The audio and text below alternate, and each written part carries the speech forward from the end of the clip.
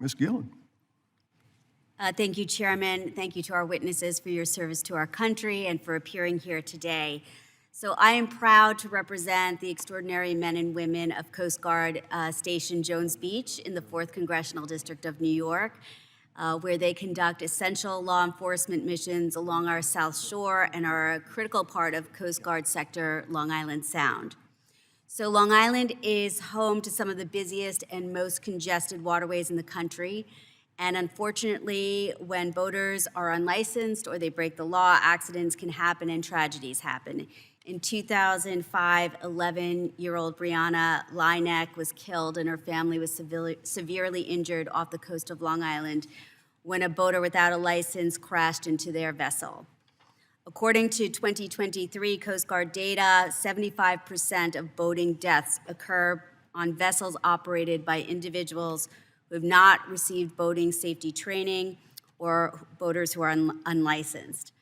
I am a co-sponsor of bipartisan legislation named in Brianna's memory to require the Coast Guard to study and report to Congress on recreational vessel operator education and training. Rear Admiral, what are the steps that the Coast Guard is currently taking to reduce accidental boating deaths and to deter individuals from operating vessels without required licenses and trainings, and how can we in Congress help you serve that mission further and reduce deaths? Congresswoman, good morning. And thank you for recognizing our men and women at Station Jones Beach and Sector Long Island Sound. Really, really beautiful part of the country, part of the birthplace of the Coast Guard up there in the Northeast District. Very complex problem set. There's so many recreational boaters that are out there. We take a lot of steps working with not only our own Coast Guard Auxiliary volunteer force, but also all the boating law administrators at the local level to administer grant funds to educate as many boaters as possible. For us, that is life-saving work. We call that preventative SAR.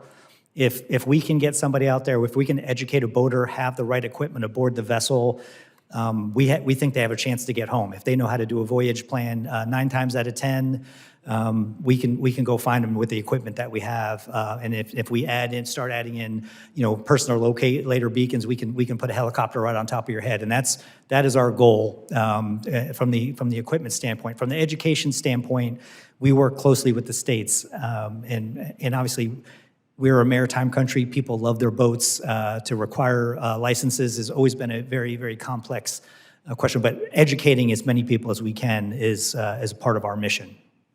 Thank you, thank you.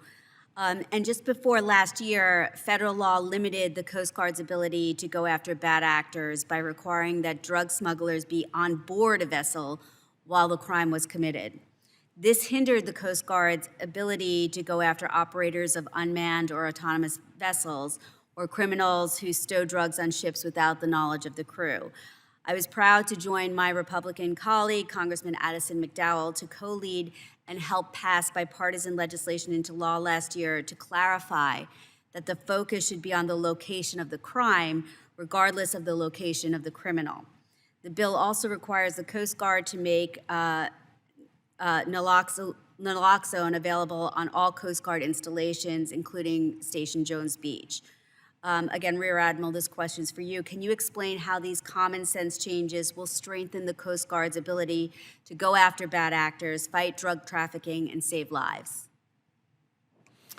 Congresswoman, for us, any opportunity, any authority that allows us to continue to prosecute these cases is welcome and is useful to our effort. And from the standpoint of the drug smugglers themselves, to get after the transnational criminal organizations at their very heart, they, in many cases, some of the crew members aboard are the poorest. They are the least complicit part of the crime, and so I think for us to put that in place so that we can go after the real masterminds of these crimes, and that'll give us an opportunity to really impact their revenue funds, their funds revenue, and as well as them putting them in jail at some point.